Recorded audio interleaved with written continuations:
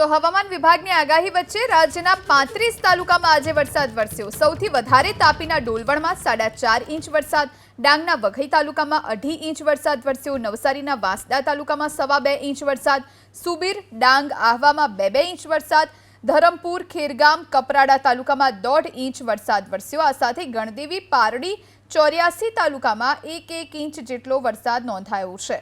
તો આજે 35 તાલુકામાં વરસાદી માહોલ। સૌથી વધારે તાપીના ડોલવણમાં 4.5 ઇંચ જેટલો વરસાદ ખાબક્યો છે।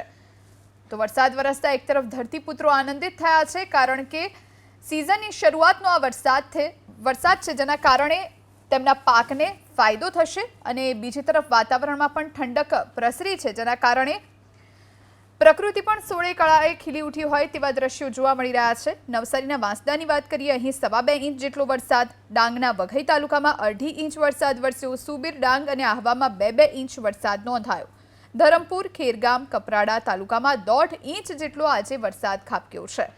ગણદેવી, પારડી, 84 તાલુકામાં 1 ઇંચ વરસાદ શરૂ થયો છે।